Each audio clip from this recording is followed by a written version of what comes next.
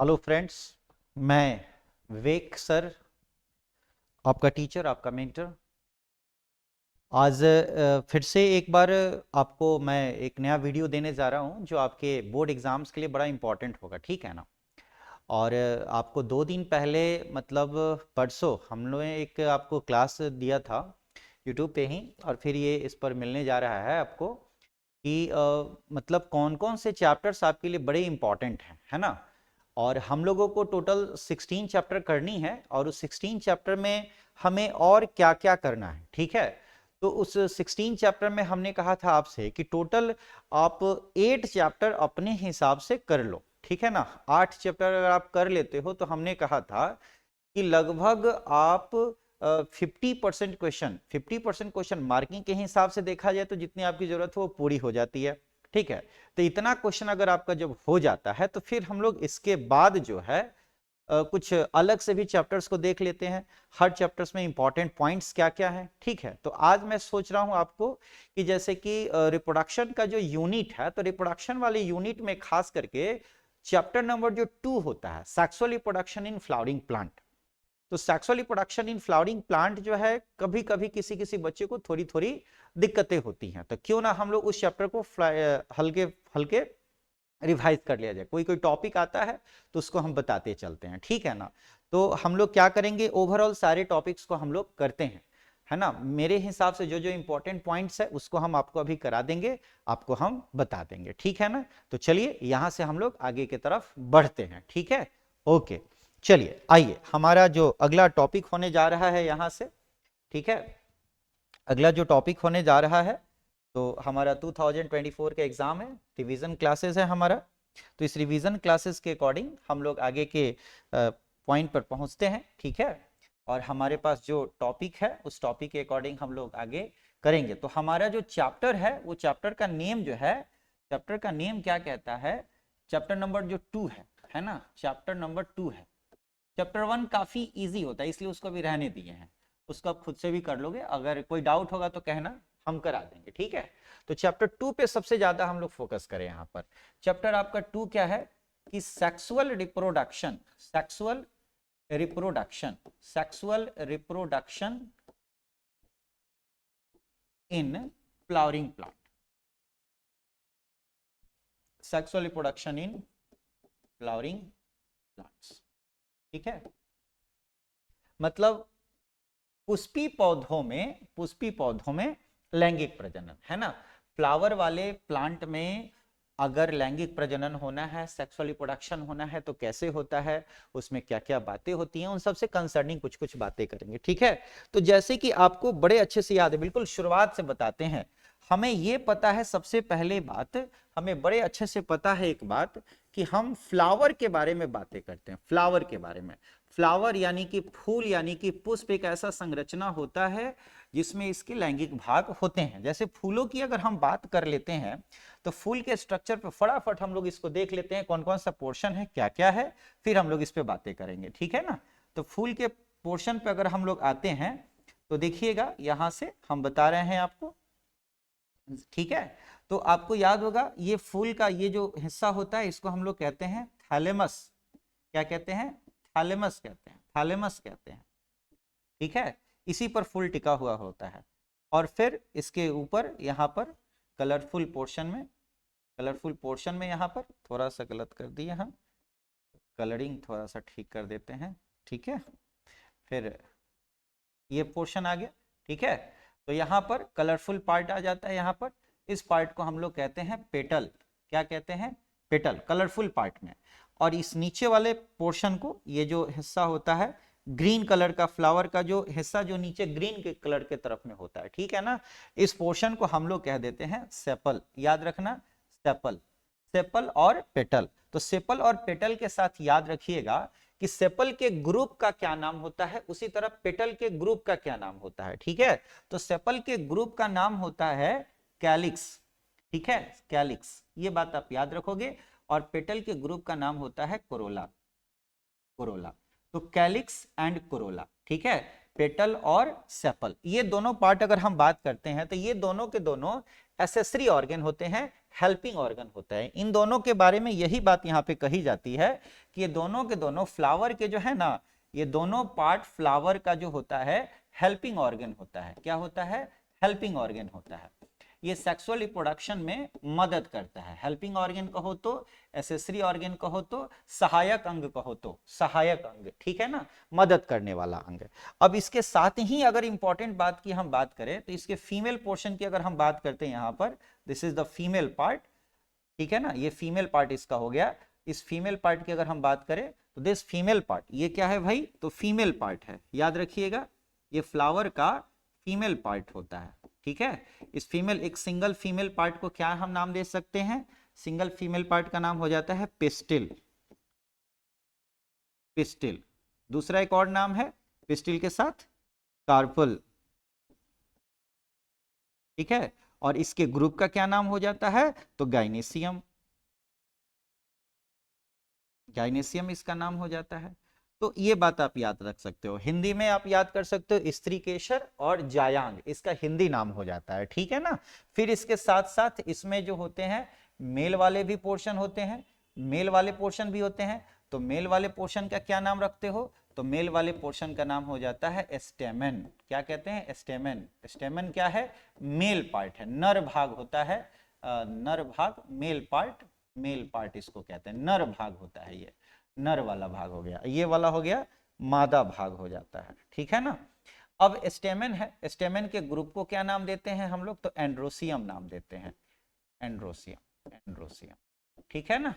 ये हम लोग याद कर लेते हैं। तो ये मेल पार्ट हो गया और ये वाला फीमेल पार्ट हो जाता है। यहां पर ये मेल पार्ट हो गया और साइड से ये मेल पार्ट हो गया। बहुत सारे मेल पार्ट्स हो जाते हैं, ठीक है ना, बहुत सारे मेल पार्ट हो जाते हैं। बीच में येलो कलर से हम दिखा रहे हैं, फीमेल पार्ट हो गया यहाँ पर, ठीक है। दोनों के पार्ट पे स्ट्रक्चर, फंक्शन, सबके बारे में हम लोग यहाँ पर चर्चा करेंगे, ठीक है ना।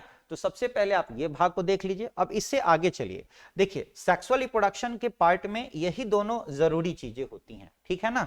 अब इसके साथ साथ हम लोग आगे के प्रोसेस में चलते हैं। हम आते हैं स्टेमन वाले हिस्से पर। सबसे पहले स्टेमन जो होता है पुंकेसर कहते हैं, हिंदी में क्या कहते हैं? पुंकेसर कहते हैं, ठीक है। अब इस पुंकेसर वाले भाग को अगर हम देखते हैं तो यहाँ पर फिगर से अगर आप देखोगे तो खूब बढ़िया से ऐसे ये बाइलोब्ड स्ट्रक्चर हो जाता है, ये मेल वाला हिस्सा में। जैसे इस भाग को हम कहते हैं फिलामेंट, फिलामेंट, फिलामेंट को हिंदी में क्या कहते हैं? तंतु कहते हैं, ठीक है ना, अच्छे से याद कर लीजिएगा। इस पार्ट को क्या कहते हैं? एंथर कहते हैं, एंथर कहते हैं। इसको हम कहते हैं पराग कोश। क्या कहते हैं बाबू? पराग कोश कहते हैं, ठीक है ना। इसी पराग कोश के अंदर ही पराग कण का निर्माण होता है। तो पराग कण को रखने वाला संरचना पराग कोश है। कोश का अर्थ यहाँ क्या होता है? भंडार हो जाता है ना। हिंदी में कहलाता है पराग कण, पराग कण। इंग्लिश में इसको कहते हैं पॉलन ग्रेन। क्या कहते हैं?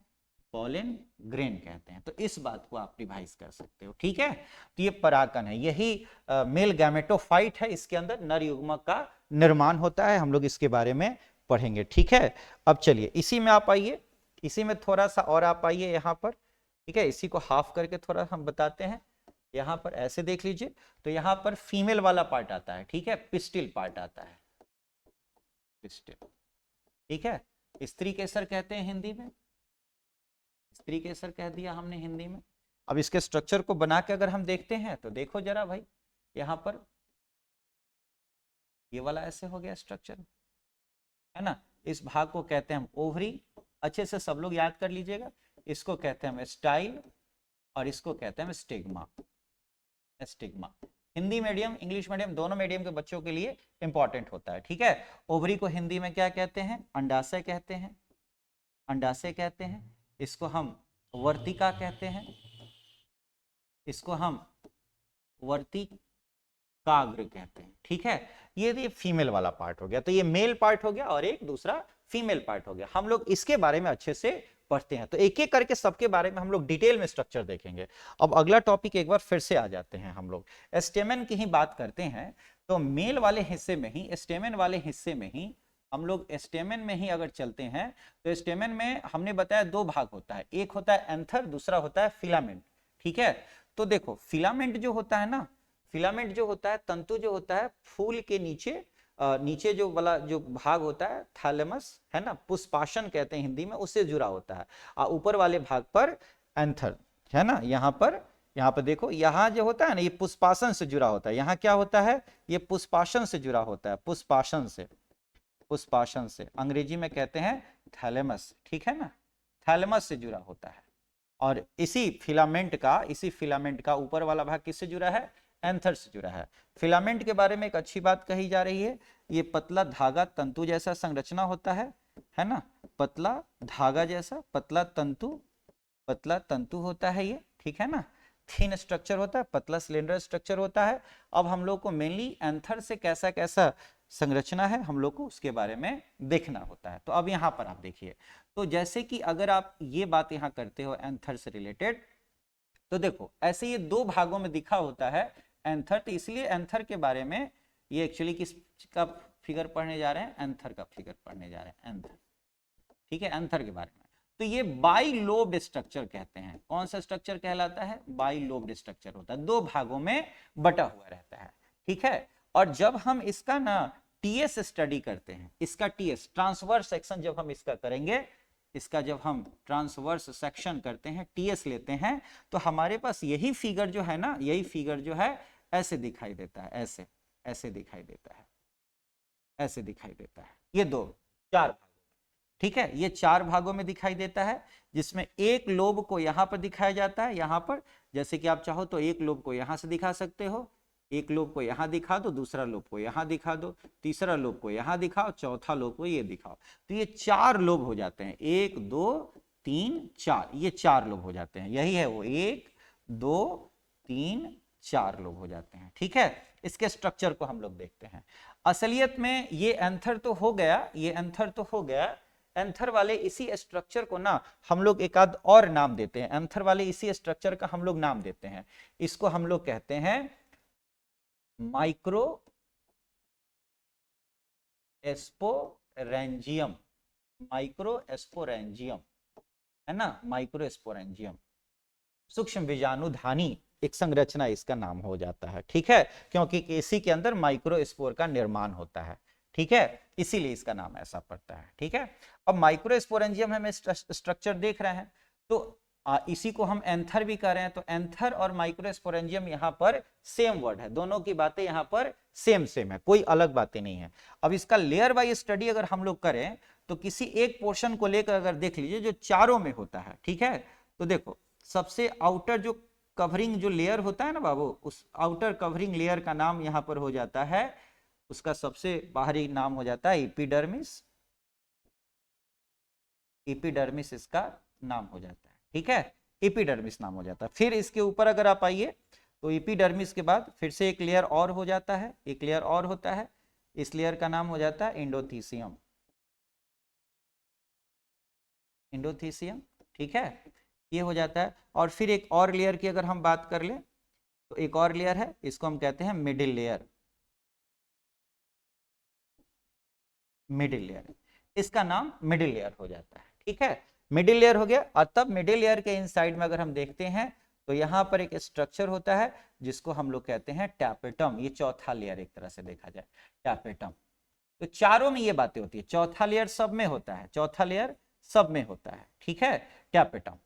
इसी टैपेटम के अंदर देखा जाए, इसी टैपेटम के अंदर अगर हम बात करें, तो इसी टैपेटम के अंदर जो है ना खास तरह के सेल्स का निर्माण होता है, खास तरह के सेल्स का निर्माण होता है, खास तरह के सेल्स का निर्माण होता है ना, खास तरह के सेल्स का निर्माण होता है। इसी सेल्स को क्या नाम देते हैं हम लोग, ये जो सेल्स हैं इसको नाम देते हैं स्पोरोजिनस टिश्यू, स्पोरोजिनस टिश्यू, ठीक है, ये हो गया स्पोरोजिनस टिश्यू। और यही स्पोरोजिनस टिश्यू आगे चल के मेल गैमेटोफाइट पॉलन ग्रेन यानी कि परागकण का निर्माण करता है, ये स्पोरोजिनस टिश्यू, ठीक है। तो हम लोग इसी की बात करने जा रहे हैं, तो थोड़ा सा आगे चलिए, इसमें हम लोग और आगे बढ़ते हैं, इसी स्पोरोजिनस टिश्यू से यहाँ पे बढ़ते हैं हम लोग कहानी में, ठीक है ना। अब देखो यहाँ पर यही स्पोरोजिनस टिश्यू पर आते हैं, कहता है कि यही जो स्पोरोजिनस टिश्यू में हम एक छोटा सा पॉइंट ले लेते हैं, ठीक है, छोटा सा सेल ले लेते हैं, इस सेल को हम थोड़ा सा बड़ा करके देखते हैं, बड़ा करके इस सेल को देखेंगे, इसका नाम हम रखते हैं पीएमसी, और एक और नाम रखते हैं पीएमसी, एमएमसी, पीएमसी। पीएमसी का पूरा नाम हो गया पोलन मदर सेल, और इसका नाम हो गया माइक्रोस्पोर मदर सेल। ठीक है ना, याद रखिएगा आप, microspore mother cell, pollen mother cell. इसमें मियोसिस सेल डिवीजन होता है, ये बात आप याद रखिएगा। कौन सा cell division? Meiosis cell division, कहते हैं अर्धसूत्री कोशिका विभाजन। अर्धसूत्री कोशिका विभाजन में आप ध्यान देंगे कि एक द्विगुणित कोशिका 2 बार विभाजित होकर 4 अगुणित कोशिका का निर्माण करती है। फिर से, एक द्विगुणित कोशिका 2 बार विभाजित होकर 4 अगुणित कोशिका का निर्माण करती है। ठीक है, यानी कि हम ये कहते हैं कि एक डिप्लॉयड सेल मियोसिस में 2 टर्म डिवाइड होता है, और डिवाइड होने के बाद 4 हैप्लॉयड सेल का फॉर्मेशन करता है। ठीक है ना, यहाँ पे ऐसे ही डेवलपमेंट होती है। तो फिर यहां से हम लोग पढ़ते हैं, पहला मियोसिस 1 डिवीजन यहां पर होता है, ये बात याद रखेंगे, जिससे कि 2 सेल का निर्माण यहां होता है। इस 2 सेल के सेट को हम लोग कहते हैं डियाड कहते हैं, याद रखना है। और फिर इसमें M2 डिवीजन होता है, मियोसिस 2, अर्धसूत्री विभाजन 2, तब जाकर यहां पर 4 कोशिका का निर्माण यहां होता है, 4 कोशिका का निर्माण होता है। ये 4 जो है टेट्राड कहलाते हैं। क्या कहलाते हैं? टेट्राड कहलाते हैं। और ये टेट्राड क्या है? तो ये जो है ऐसे कह सकते हो यहां पर कि 4 हैप्लॉइड माइक्रोस्पोर, ये याद रख सकते। तो ये चारों के चारों माइक्रोस्पोर का निर्माण करता है, और हर एक माइक्रोस्पोर जो है आगे डेवलप होकर पोलन ग्रेन यानी कि पराग कण का निर्माण करता है। ये बात भी हम लोगों को याद रखनी चाहिए। तो इसी में से हम आगे कहानी लेकर चलते हैं। ठीक है, किसी भी एक सेल को यहां पर ले लेते हैं हम लोग, किसी भी एक सेल को यहां से उठा लेते हैं। एक सेल को हम यहां लेकर आ रहे हैं और उसी माइक्रोस्पोर को यहां लाकर रखते हैं। ठीक है, ये हो गया हमारे पास माइक्रोस्पोर, ये हो गया आपको माइक्रोस्पोर। ठीक है, सारे बच्चों को ये दिक्कत होती है। देखो, ये जो प्रोसेस हम लोग पढ़ रहे हैं, इस प्रोसेस को क्या कहते हैं? माइक्रोस्पोर के बनने के प्रोसेस को क्या कहते हैं? माइक्रोस्पोरोजेनेसिस। इस प्रोसेस को क्या कहते हैं बाबू? माइक्रोस्पोरोजेनेसिस, माइक्रोस्पोरोजेनेसिस, माइक्रोस्पोरोजेनेसिस, है ना। तो बीजाणु निर्माण होता है, सूक्ष्म बीजाणु निर्माण की कहानी है ये, कैसे माइक्रोस्पोर का निर्माण होता है। और अब हम यहां पर बताने जा रहे हैं development of pollen grain, development of pollen grain के बारे में हम लोग बात करने जा रहे हैं कि पोलन ग्रेन का डेवलपमेंट कैसे होता है। ओके ना, चलिए आते हैं हम लोग पोलन ग्रेन के डेवलपमेंट पर। अब यहां पर फिर डेवलपमेंट होता है। ठीक है, और ये जो माइक्रोस्पोर है ग्रो करता है, ग्रो करने के साथ साथ इसका जो संरचना है ये कुछ यूं बन जाता है, यूं बन जाता है, ये थोड़ा ग्रो करता है। ठीक है, और ग्रोथ होने के साथ साथ इसमें ना ये सेल्स का निर्माण, ये इसका लेयर का निर्माण यहाँ पर शुरू हो जाता है, ये लेयर का निर्माण होने लगता है। और इस लेयर का निर्माण में आपको पता होना चाहिए वेजिटेटिव सेल्स का ग्रोथ होने लगता है, और इसके चारों तरफ साइटोप्लाज्म इसके बनने लगते हैं। साथ साथ इसी के अंदर में अगर आप देखिए तो एक और सेल का निर्माण हो जाता है, जिसको जेनरेटिव सेल्स या जर्म सेल्स के नाम से जानते हैं। यही नर युग्मक यानी कि मेल गैमेट का निर्माण करता है। ठीक है, आप इसको बड़े अच्छे से समझ सकते हैं। इसके बाहरी वाले लेयर का नाम हो जाता है एक्साइन, आप लोग पढ़े हैं। स्पोरोपोलेनिन का बना होता है ना, और ये पेक्टिन का बना होता है, इंटाइन कहते हैं दूसरा वाला, इंटाइन, है ना। स्पोरोपोलेनिन का बना होता है, इसका बना होता है स्पोरोपोलेनिन का बना होता है। ठीक है, और ये किस चीज का बना होता है? पेक्टिन का बना होता है।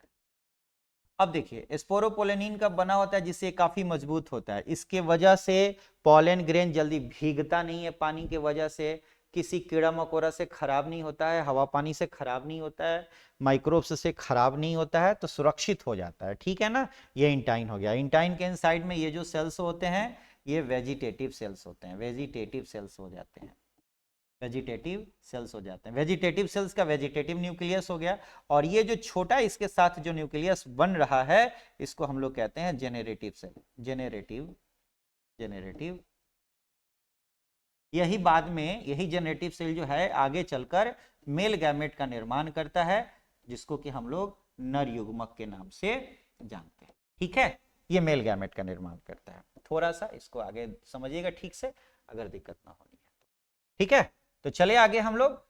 एक और इसमें छोटी सी बात आपको बताने के लायक है कि कई बार क्या होता है ना कि ये जो मेल गैमेट्स बनते हैं, और में हमने लिखा है पॉलन ग्रेन बनते हैं, तो कई बार पॉलन ग्रेन ऐसा होता है ना कि इसमें जनरेटिव सेल दो पार्ट में बन जाते हैं। जैसे कि एक तो जो है सो है ही, एक तो ये आपको वेजिटेटिव सेल जो है सो है ही, ठीक है, इसमें दो दो जनरेटिव सेल बन जाते हैं, ये ऐसे कई बार ऐसे हो जाता है। तो यहां पर टू जनरेटिव सेल्स है, टू जनरेटिव सेल्स है, टू जनरेटिव सेल हो जाता है, ठीक है। अदरवाइज ये तो वेजिटेटिव सेल है ही, ठीक है ना। तो ये कहा जाता है कि ज्यादातर पौधों में ये, यानी 60% प्लांट में, 60% प्लांट में ये संरचना है, एक ही जनरेटिव सेल, और 40% प्लांट में ऐसा माना जाता है कि ये वाला दो जेनेटिव सेल वाला पॉलन ग्रेन, दो जेनेटिव सेल वाला पॉलन ग्रेन बनता है, एक में 60%, एक में 40% प्लांट में ऐसा होता है, ठीक है। तो ये हमारे को मिल गया है पॉलन ग्रेन के बारे में। तो पॉलन ग्रेन क्या है भाई, तो ये डेवलपमेंट ऑफ पॉलन ग्रेन हो गया। ये जो प्रोसेस हम लोग पढ़ रहे हैं, ये पढ़ रहे हैं development of pollen grain, development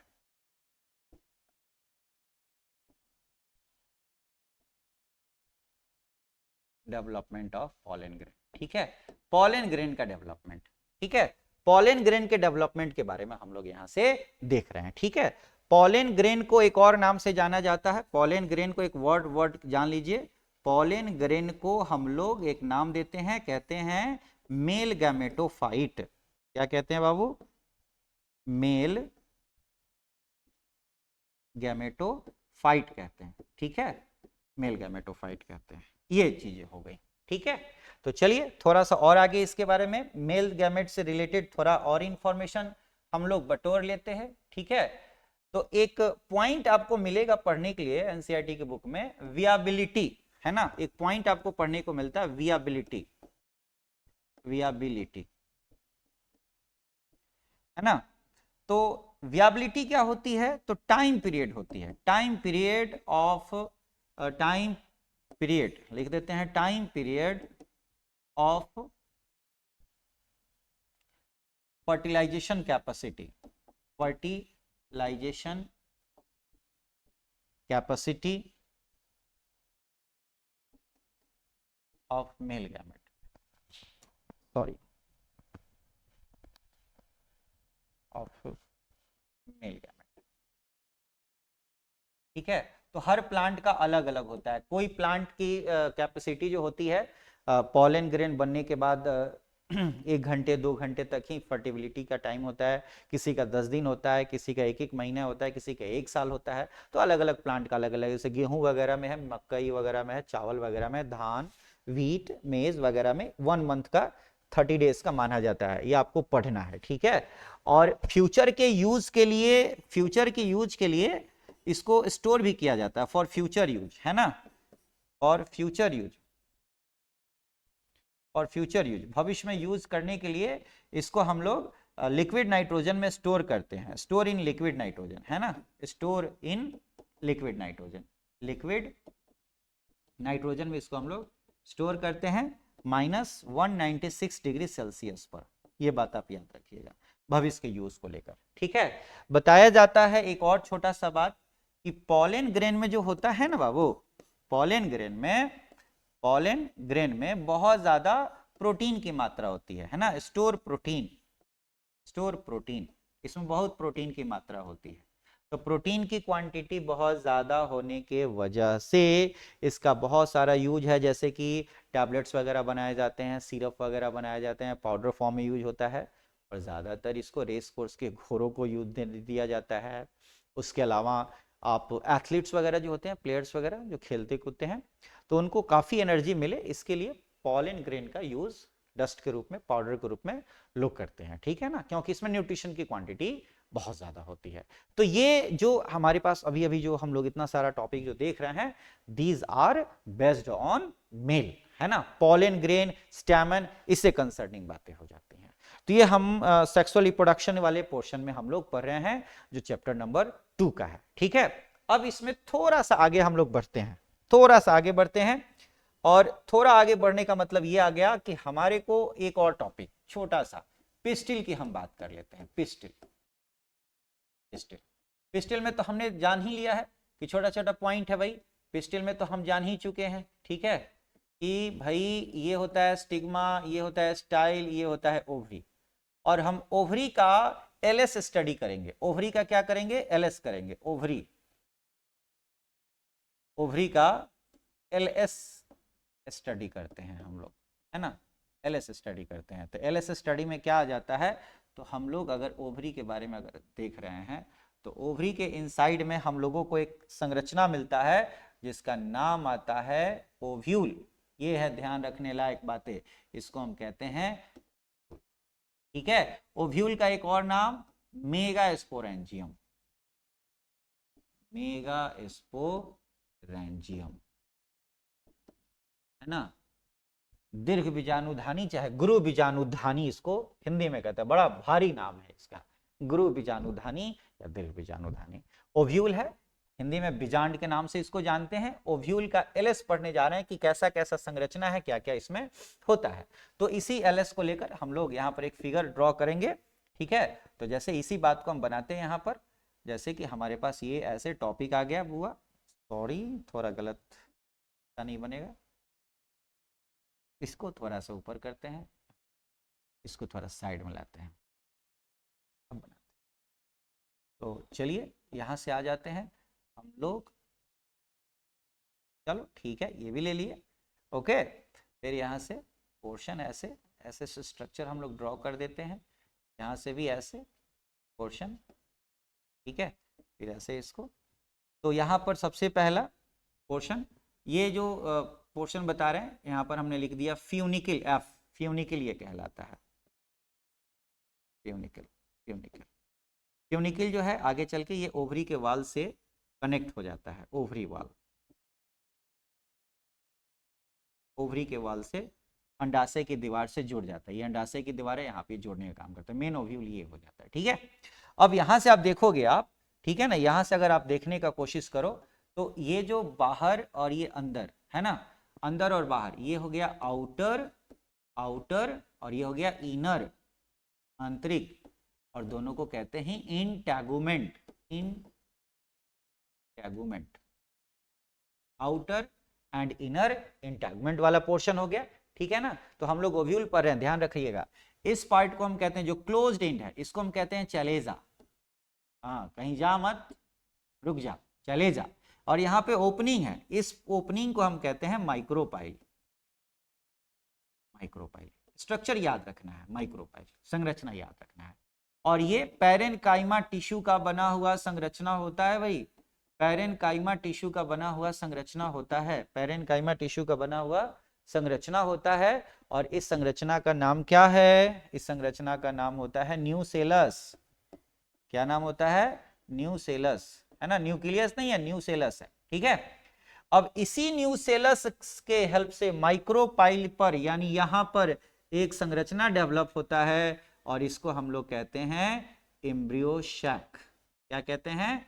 embryo शैक कहते हैं। और एम्ब्रियो शैक को हम लोग कहते हैं फीमेल गैमेटोफाइट। तो कैसे एम्ब्रियो शैक बन रहा है उसकी संरचना को हम लोग अब देखेंगे, ओके। तो चलिए आगे बढ़िए, हम लोग एम्ब्रियो शैक की बात करने जा रहे हैं। यहां पर हमारा एम्ब्रियो शैक मिलेगा, ठीक है। तो चलिए हमारा टॉपिक है, यहां से हम बता रहे हैं आपको एम्ब्रियो शैक, एम्ब्रियो शैक। और एम्ब्रियो शैक को हम कहते हैं फीमेल गैमेटोफाइट।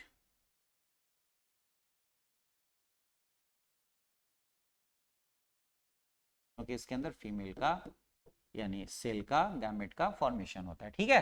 तो देखो भाई, हमें तो पता है न्यूसेलस से बनेगा, तो न्यूसेलस से बनने के लिए सबसे पहले हम लोग क्या करते हैं ना, जैसे कि अगर स्ट्रक्चर अगर बना ले थोड़ा हम, तो हम जरा सा बात कर लेते हैं। तो न्यूसेलस में बहुत सारे स्ट्रक्चर हैं, है ना। ये क्या हो गया? ओव्यूल हो गया, ओव्यूल हो गया, ये न्यूसेलस हो गया, बता दिए हैं। इसी न्यूसेलस से एक सेल ले लेते हैं हम लोग, एक सेल ले लिया और इसी सेल को थोड़ा बड़ा करके देख रहे हैं हम। और इस सेल में मियोसिस सेल डिवीजन, जैसे कि मेल वाले में हो रहा था उसी तरह यहां पर भी होगा मियोसिस सेल डिवीजन, ठीक है। यानी इसका नाम हो गया MMC, megaspore mother cell, megaspore mother cell याद रखना है, एमएमसी। और इसमें पहला डिवीजन होगा M1 डिवीजन होगा, M1 डिवीजन के थ्रू 2 सेल का डेवलपमेंट हो गया, इसको डियाड कह देते हैं। और फिर 2 से 4 सेल का लीनियर फॉर्म में इसको रिप्रेजेंट किया जाता है, रैखिक रूप में इसको दिखाया जाता है। ठीक है, ये 4 पार्ट हो गया। तो चलिए यहां से देख लीजिए आप, यहां से, और हम लोग इसको कहते हैं, इसमें ये इनएक्टिव फॉर्म होता है, ये ध्यान देना,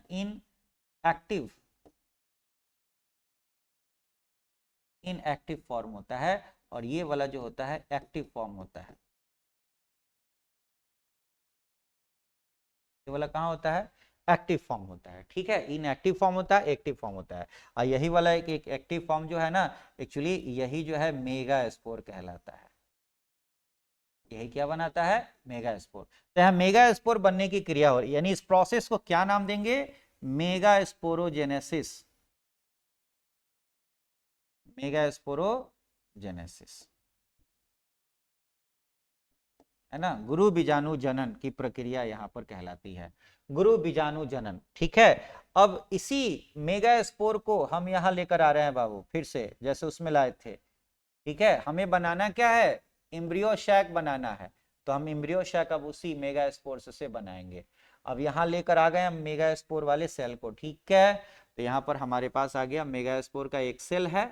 ठीक है, और इसमें कैरियोकाइनेसिस होता है। कैरियोकाइनेसिस का अर्थ होता है केंद्रक का विभाजन, है ना, न्यूक्लियस के डिवीजन को कैरियोकाइनेसिस कहते हैं। तो यहां पर कैरियोकाइनेसिस, ठीक है, और कैरियोकाइनेसिस देखो 3 टाइम्स हो रहा है। पहले टाइम में क्या होता है कि सेल के अंदर 2 न्यूक्लियस का निर्माण, सेकेंड डिवीजन में हो जाता है सेल के अंदर 4 न्यूक्लियस का डिवीजन, फिर थर्ड टाइम होता है सेल का साइज थोड़ा बढ़ गया और 8 इसमें, है ना, 2 4 6, 2 4 6 8 हो गया, 8 न्यूक्लियस का निर्माण यहाँ हो जाता है। ठीक है, नंबर 1 यानी कि फर्स्ट डिवीजन, यहाँ पर सेकेंड डिवीजन, यानी यहाँ थर्ड डिवीजन। ये प्रोसेस जो है आगे बढ़ता जा रहा है एम्ब्रियो शैक बनाने के लिए। अब फिर इसी संरचना को हम आगे लेकर आते हैं, फिर से इसको यहाँ पर लाइए, फिर से इसको यहाँ लाइए, फिर से इसको यहाँ लाइए, और इसको समझने का कोशिश कीजिए। ठीक है, थोड़ा सा इसको ऊपर करते हैं। हम इसी 8 न्यूक्लियस वाले सेल की बात कर रहे हैं, इसी 8 न्यूक्लियस वाले सेल की बात कर रहे हैं। तो यहां पर ये 8 न्यूक्लियस का सेल रेडी है, जिसमें 3 सेल ऊपर के तरफ यानी चैलेजा की तरफ, 3 न्यूक्लियस चैलेजा की तरफ, 3 न्यूक्लियस माइक्रोपाइल की तरफ, और 2 पोलर न्यूक्लियस डेवलप होकर सेंटर में रह जाता है। जिससे देखा जाए तो यहां पर चैलेजा की तरफ 3 एंटीपोडल सेल का निर्माण होता है, 3 एंटीपोडल सेल। ठीक है, फिर उसके बाद यहां पर देखा जाए तो 2 सिनर्जिड सेल का निर्माण होता है, 2 सिनर्जिड सेल, 2 सिनर्जिड सेल का निर्माण होता है। ठीक है, और फिर एक बीच में रह गया एग सेल, इसका नाम हो जाता है एग सेल। यही एग सेल जो है मेन फीमेल गैमेट होता है, यही मेन फीमेल गैमेट होता है। ठीक है, फीमेल गैमेट। अब यहां से अगर आप देख लो, तो यहां से अगर आप देखोगे तो यहां से एक सेंट्रल सेल का भी निर्माण हो जाता है, सेंट्रल सेल का निर्माण होता है, ये सेंट्रल सेल बनाता है, ये कंप्लीट स्ट्रक्चर सेंट्रल सेल कहलाता है, ये सेंट्रल सेल है। और सेंट्रल सेल के इनसाइड में ये जो 2 केंद्रक हो जाते हैं, ये 2 पोलर न्यूक्लियाई कहलाते हैं, पोलर केंद्रक, पोलर न्यूक्लियाई, जिसको पोलर केंद्रक के नाम से हम लोग जानते हैं। ठीक है, और इस संरचना में जो आता है, ये दोनों की बात हम करें, इसी को हम लोग एग apparatus कहते हैं, एग apparatus। ये एग्जाम में पूछता है विद्यार्थी, एग apparatus, तो एग apparatus के बारे में आप लोग को जरूर ध्यान रखना चाहिए, जरूर पढ़ना चाहिए। एग apparatus की कहानी यहाँ पर हम लोग बताते हैं। ठीक है ना, कोई दिक्कत यहाँ पर? तो चलिए, ये आपका हो गया फीमेल गैमेटोफाइट, ये हो गया एम्ब्रियो शैक। इसी स्ट्रक्चर को क्या कहते हैं, एम्ब्रियो शैक कहते हैं। और यही एम्ब्रियो शैक क्या कहलाता है, फीमेल गैमेटोफाइट।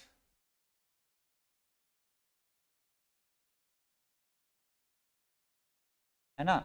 और एम्ब्रियो शैक के बारे में बड़ी अच्छी एक बात होती है, क्वेश्चन इसे पूछता है एमसीक्यू में, यहां ध्यान दीजिएगा, ये 7 सेल होते हैं, 7 सेल्ड, और 8 न्यूक्लिएटेड स्ट्रक्चर होते हैं, 8 न्यूक्लिएटेड स्ट्रक्चर होते हैं।